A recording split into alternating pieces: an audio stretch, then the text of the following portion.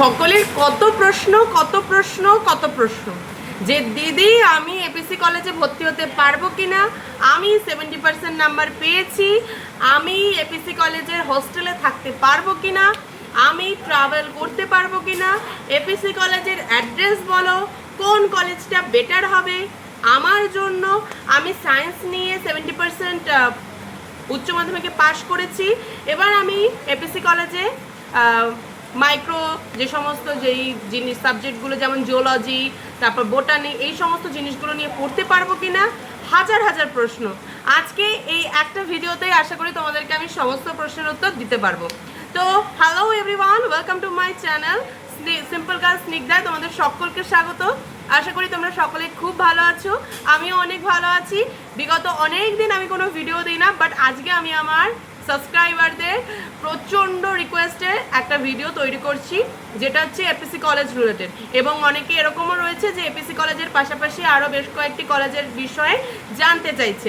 তো আজকে তোমাদেরকে বিস্তারিত আমি আরও একটা ভিডিও করে দিচ্ছি, যেখানে তোমাদের এলাবোরেটলি ডিসক্রাইব করব। তো বেসিক্যালি এপিসি কলেজ হচ্ছে মধ্যমগ্রাম অর্থাৎ নিউ ব্যারাকপুর, মধ্যমগ্রাম এবং নিউ ব্যারাকপুরের মিডল পোর্শনে একটা কলেজ, যেটা হচ্ছে আন্ডারটেকিং অফ গভর্নমেন্টের।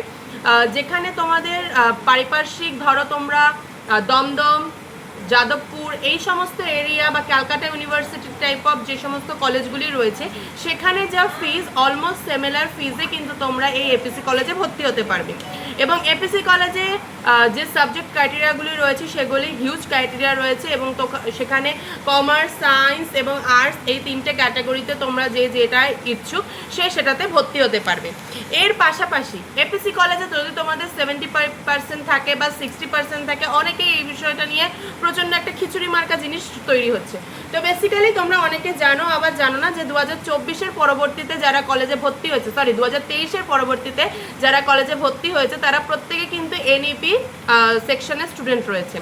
এনইপি হচ্ছে নিউ এডুকেশনাল যে সার্ভিস, সেটার আন্ডারে তারা পড়বে। তো এই যে নিউভাবে বা নতুনভাবে যে এডুকেশন পলিসিটাকে তৈরি করেছিল আমাদের প্রাক্তন সরকার, অবশ্যই এখনও পর্যন্ত সেটার বিষয়ে কোনো চেঞ্জেস আসেনি, তবে হোপফুলি আবার আসতেও পারে। তো এখনও পর্যন্ত যেই জিনিসটা নিয়ে চেঞ্জেস আসেনি বা যেই জিনিসটা এখনও পর্যন্ত চলছে, আমি তোমাদেরকে সেই জিনিসটাই বলছি। এনইপি সিস্টেমে তোমরা যদি মেজর নিয়ে পড়ো, যেমন ধরো তোমরা অনার্স নিয়ে পড়ছো, অনার্স নিলে তোমাদের 3rd সেমিস্টার অবধি অনার্স পেপার থাকবে একটা, এবং এর পাশাপাশি তোমাদেরকে আরও 5টা সাবজেক্ট নিতে হবে। তোমাদের টোটাল 6টা সাবজেক্টে পরীক্ষা দিতে হবে, ঠিক আছে? এটা গেল মেজরে। এর পরবর্তীতে তোমাদের 4th সেমিস্টার থেকে কিন্তু 4টে পেপার হয়ে যাবে শুধুমাত্র অনার্সে। 4th সেমিস্টার থেকে পুরোপুরি তোমাদের একদম 8th সেমিস্টার অবধি 4টে করে পেপারই থাকবে। এক্ষেত্রে আর তোমাদের ভ্যাক, এইসি বা এই ধরনের যে সমস্ত কমার্শিয়াল যে সমস্ত সাবজেক্টগুলি ছিল সেগুলি আর যোগ হচ্ছে না। কিন্তু যারা পাসে পড়ছো তাদের ক্ষেত্রে, যারা 75-এর নিচে বা 60%-এর নিচে বা 50%-এর নিচে, আরও যদি নিচে ধরে 30% বা অ্যাবভ 30% পেয়েছো, তাদের ক্ষেত্রে তারা অনার্সের দিকে অনেকে, আমি বলবো যে যদি তোমরা মনে করো যে না তোমাদের নিজেদের জীবনের প্রচণ্ডভাবে প্রতিষ্ঠিত হতে হবে এবং পড়াশুনো করেই তোমরা সেটা হতে চাও, আর অন্য কোনো কাজ এর পারিপার্শ্বিকভাবে করছো না বা করবে না, তোমাদের ফ্যামিলি তোমাকে ফুললি ফিনান্সিয়াল মানে সাপোর্ট দিতে পারবে, সেক্ষেত্রে তোমরা অনার্স নিতে পারো। কিন্তু যাদের মেধা রয়েছে এবং যারা মানে একদম উচ্চ মাধ্যমিক বলো মাধ্যমিক বলো 75-এর ওপরে নাম্বার গ্রো করেছো, তাদের ক্ষেত্রে আমি বলবো তারা অনার্স নাও। এবং অবশ্যই ফ্যামিলিটা ম্যাটার করে, কারণ এরকম অনেক ঝড় আসে, মিনস আমাদের স্কুল লাইফটা থাকে কি, আমরা একটা বাউন্ডারিজের মধ্যে থাকি আর ওটা পুরো সিকিওর থাকে, কিন্তু কলেজে কিন্তু ওরকম সিকিউরিটি তোমরা পাবে না। ওখানে তুমি যতটা দায়িত্ব পালন করবে তোমার ডিপার্টমেন্টের ওপরে, ঠিক ডিপার্টমেন্ট তোমাকে সেটাই রিওয়ার্ডস দেবে। আর সব থেকে যদি বলি যে কলেজের স্কুলের মতো টাচ আপে থাকতে চাও, তাহলে আমি বলবো অনার্স নাও, কারণ ওখানে ডিপার্টমেন্টে অনেক অনেক অনেক অনেক হেল্প করে। এর পাশাপাশি তোমাদেরকে আরও একটা জিনিস বলে রাখি যে যারা পাসে পড়াশুনো করছো তাদের ক্ষেত্রে কিন্তু প্রথম 3rd সেমিস্টার অবধি, অর্থাৎ 1st to 3rd, তাদের কিন্তু 3টে করে পেপার থাকছে মাইনরের, অ্যান্ড এর পাশাপাশি এইসি থাকছে, ভ্যাক থাকছে, ঠিক আছে? পরবর্তীকালে 4th সেমিস্টার থেকে তোমাদের এইটা 3টে মাইনর পেপার তো থাকছেই, এর পাশাপাশি এমডিসি চলে আসছে, এমডিসি 2টো সেমিস্টারের মতো থাকবে, তারপরে আবার উড়ে চলে যাবে, আর তারপরে ব্যাকও উড়ে চলে যাবে, এইসিও উড়ে চলে যাবে, শুধুমাত্র এমডিসিটাই তোমাদের 4 থেকে 6 অবধি থাকবে। এরপরে আসি যে তোমাদের এই হিস্ট্রি অনার্সের যে ক্রাইটেরিয়াটা রয়েছে, সেই ক্রাইটেরিয়াটা তোমাদের এখন 4 ইয়ার্স হয়ে গেছে, তাই ওটা 1 to 8 হয়েছে। আর যাদের এখনো পর্যন্ত মানে মাইনরে পড়বে, অর্থাৎ যারা পাস নিয়ে পড়বে, তাদের কিন্তু ওটা এখনো পর্যন্ত 3 বছরই রয়েছে। এবার তোমাদের অনেকের প্রশ্ন থাকতে পারে যে আমি অনার্সে 1 বছর পড়বো, আমার ওখানে সুবিধা কি, বা আমি ওখানে কি কি সুবিধা পাবো। তুমি ওখানে ডাইরেক্ট পিএইচডি করতে পারবে, তোমার আর ওখানে আলাদা করে এমএ করতে হচ্ছে না, তুমি ওখানে ডাইরেক্ট নেট পরীক্ষা দিতে পারবে, বিএড পড়তে পারবে, মানে এমএটা তুমি এখানে কমপ্লিট করে নিচ্ছ। এর পাশাপাশি তোমার মাইনরে যারা পড়াশুনো করছো, যাদের 3 বছর, তারা যদি পরবর্তীকালে উচ্চ শিক্ষা স্তরে পৌঁছতে চাও, তাহলে কিন্তু তোমাদের এমএ করতে হচ্ছে 2 বছরের, তাহলে অল ওভার তোমাদের 5 ইয়ার্স লাগছে, যেটা আমাদের একদম প্রিভিয়াস এডুকেশনাল সিস্টেমে ছিল যে 3 বছর হচ্ছে বিএড ডিগ্রি অ্যান্ড 2 বছর হচ্ছে এমএড ডিগ্রি। কেউ এমএ করবে, কেউ এমএসসি করবে, কেউ এমকম করবে, তো যেটা যে সাবজেক্টে করতে চাও, যেই ক্যাটাগরিতে করতে চাও, সেটা করতে পারো। এরপরে আসি, অনেকেরই আমি বেশিরভাগ প্রশ্ন পেয়েছি যে এপিসি কলেজের, এটা আমি তোমাদেরকে যে নলেজটা দিলাম, এটা ওভারঅল গভর্নমেন্টের পুরো নলেজ। এখানে হচ্ছে গভর্নমেন্টাল যে সমস্ত কলেজগুলি রয়েছে, সেই কলেজের নলেজ, যে তুমি যে গভর্নমেন্টাল আন্ডারটেকিং পড়ো বা গভর্নমেন্টের নিজস্ব কোনো কলেজে পড়ো, যে নিয়মাবলী রয়েছে, এই নিয়মাবলী কোনো চেঞ্জ হবে না, কারণ ইউনিভার্সিটি কিন্তু একটাই, আমাদের স্টেট ইউনিভার্সিটি, ঠিক আছে, যেটা বারাসাতেই রয়েছে, একদম অগমার্কা একটা জায়গায়। তো যাই হোক, এবার আসি যে যারা এপিসি কলেজে ভর্তি হবে, ভাবছো যে তোমাদের 75% আছে, তোমরা মনে হয় আমাকে একজন বলেছো কি মাইক্রোজিওলজি নাকি একটা সামথিং সাবজেক্টটা নিয়ে সে পড়তে চায়। তো তোমাদেরকে এখন একটা কথা বলি, আমাদের আগের সরকার কিন্তু পাস ফেল পুরোপুরি তুলে দিয়েছিল, যারা 50% পেয়েছে তারাও কিন্তু এখন অনার্স নিয়ে পড়তে পারছে। তো এটা ভাবার কোনো ব্যাপার নেই যে আমি 55% পেয়েছি, আমি পড়তে পারবো কিনা। তবে তোমরা যদি সায়েন্স নিয়ে পড়তে চাও, তোমাদের যদি বিএসসি করতে চাও, তাহলে সেক্ষেত্রে কিন্তু তোমাদের একটা পার্সেন্টেজের ক্রাইটেরিয়া লাগবে, অর্থাৎ 75% তোমাদের ওখানে কিন্তু থাকতেই হবে। এবার 70-তে তোমাদের নেবে কিনা, অনেক ক্ষেত্রে দেখা যায় কলেজের কোটা, যে ভর্তির কোটা, সেটা ফুলফিল হয় না, তো সেক্ষেত্রে ওরা 70-তেও নিয়ে নেয়। তো সেটা তোমাকে কলেজে এসে কথা বলতে হবে, বা কলেজের কোনো স্যার বা ম্যাম বা কারোর সাথে তোমাকে ওটা টাচে থাকতে হবে, তাহলেই তুমি ওই বিষয়টা ক্লিয়ার হয়ে যাবে, কারণ এটা হচ্ছে একদমই কলেজের অভ্যন্তরীণ বিষয়, কলেজের বাইরে এই বিষয়ে কোনো কথা যায় না। তো সেক্ষেত্রে কলেজে কে কোন পার্সেন্টেজে ভর্তি হতে পারবে, লাস্ট ফিনিশিং অনেকটা পার্সেন্টেজ ডাউন হয়, তো সেক্ষেত্রে সেটা তোমাদের টাচ আপে থাকতে হবে, তাহলে কিন্তু তোমরা সিট পাবে। আর এপিসি কলেজের ক্ষেত্রে যেটা হয়, সেটা হচ্ছে ওদের অনেক আগে থেকে সিট বুকিং করা থাকে, মানে ভর্তির আগে থেকে। তো সেক্ষেত্রে যারা যারা ফর্ম ফিল আপ করে আর যাদের মার্কস অনেক বেশি থাকে হাই লেভেলে, তারাই কিন্তু এপিসি কলেজের চান্স পায়।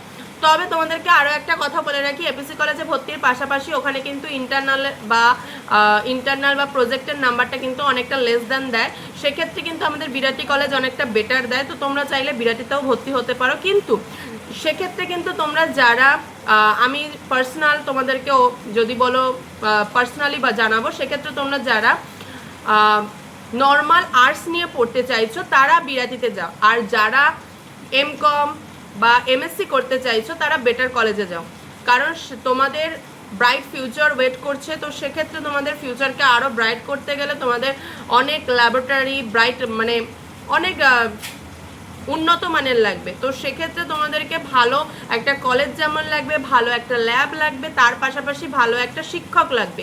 তো আমাদের কলেজে ওই সায়েন্স বা কমার্সের দিকটা অতটা স্টেবল নয়, আমার যেটা মনে হয়েছে পার্সোনালি। আমি এটা হতে পারে যে আমি সেই দিকে হয়তো যাই না বা সেই সম্পর্কে আমি জ্ঞান রাখি না, এই বিষয়টা আমার ভুল ধারণাও থাকতে পারে। তবে আমার মনে হয় যে আরও বেটার কলেজে বা নামি দামি কলেজে গেলে, বা যেখানে ল্যাব ভালো রয়েছে, ল্যাবের ক্লাস ভালো হয়, সেক্ষেত্রে একটা স্টুডেন্টের ফিউচারটা ভালো হবে। এর পাশাপাশি অনেকে বলছো যে আমি হোস্টেলে, মানে এপিসি কলেজের হোস্টেলে থেকে পড়াশুনো করব। অবশ্যই তোমরা এপিসি কলেজের হোস্টেলে থেকে পড়াশুনো করতে পারো, বিশাল এক এরিয়া নিয়ে এপিসি কলেজ তৈরি হয়েছে, এবং এপিসি কলেজে গার্লস অ্যান্ড বয়েজ যে হোস্টেল, সেটা কিন্তু একদমই আলাদা আলাদা। এর পাশাপাশি তোমাকে কিন্তু ওখানে থাকতে গেলে পুরোপুরি প্রচণ্ড একটা নির্দিষ্ট লাইক ম্যানার্স, হ্যাবিট পুরোপুরি ভাবে তোমাকে কিন্তু ওটাকে মেনটেন করতে হবে।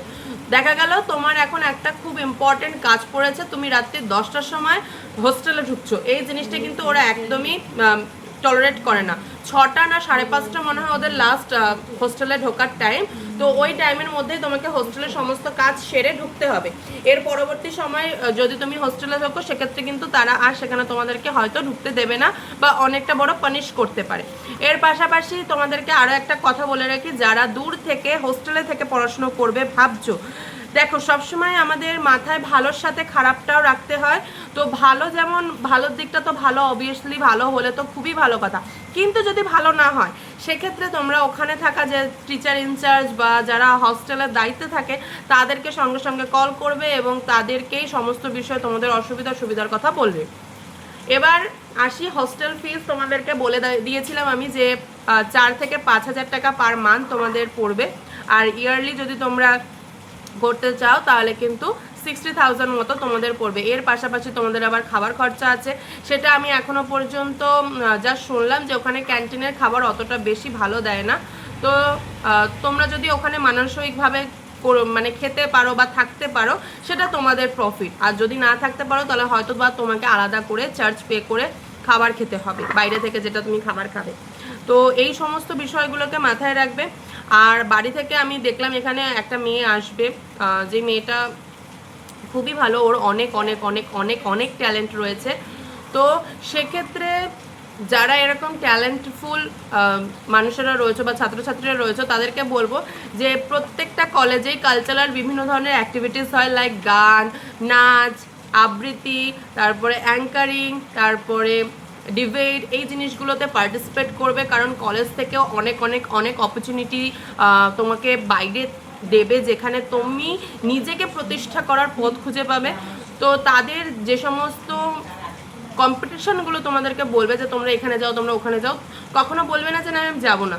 ওখানে গিয়েও তো হতে পারে তুমি ওখানে ফার্স্ট হয়ে আসছো, তুমি জানবে না যে তোমার মধ্যে কী কোয়ালিটি আছে। এখনও পর্যন্ত অনেক এরকম স্টুডেন্টরা রয়েছে যারা জানেই না যে তাদের মধ্যে কী কী কোয়ালিটি রয়েছে। তো সেক্ষেত্রে বলবো যে তোমরা সকলে যাবে, আর আরে পারো আর না পারো, ফার্স্ট হও বা সেকেন্ড হও বা কিছু না হও, কিন্তু তুমি একটা জায়গায় গিয়ে একটা মানুষের, যদি তুমি ধরো ডিবেটে গেছো, ওখানে ডিবেটে যারা বসে তাদের এত নলেজ থাকে মানে এত নলেজফুল, তুমি ওখানে বসলেই মিনিমাম 4-5টা জিনিসের বেশি জিনিস জানতে পারবে।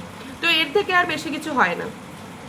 সবসময় সব জায়গায় গিয়ে অবভিয়াসলি ফার্স্ট টেন্ডেন্সি থাকবে যে তোমাকে ওখানে জিততে হবে, কিন্তু তুমি ওখানে যদি জিততে না পারো হতাশ হবে না। তো এখনো পর্যন্ত তোমাদেরকে আমি পার্সেন্টেজের বিষয়টাও কিন্তু ক্লিয়ার করে দিলাম। এর পরবর্তীতে যদি আরও কিছু প্রশ্ন থাকে অবশ্যই আমাকে কমেন্ট করে জানাবে। ফর্ম ফিল আপ কিন্তু অলরেডি গোয়িং অন। তো তোমরা যারা এখনও পর্যন্ত ফর্ম ফিল আপ করোনি, যারা বিএ পড়তে চাইছো আর্টস নিয়ে, ব্যাচেলার অফ আর্টস, তারা আমি বলবো বিআরটি কলেজটায় দেখতে পারো। বিআরটি কলেজটা খুব ভালো কলেজ আর প্রচণ্ড হেল্পফুল, খুব ভালো। আর যারা যদি দেখো যে সায়েন্স বা কমার্স নিয়ে ভর্তি হচ্ছে তাদের ক্ষেত্রে বলবো তারা তাহলে এপিসি করতে পারো বা যাদবপুর ইউনিভার্সিটি করতে পারো, রবীন্দ্র ভারতী করতে পারো, এগুলোও খুব ভালো। যদি ভিডিওটা ভালো লাগে লাইক কমেন্ট শেয়ার সাবস্ক্রাইব করে দিও। Thank you.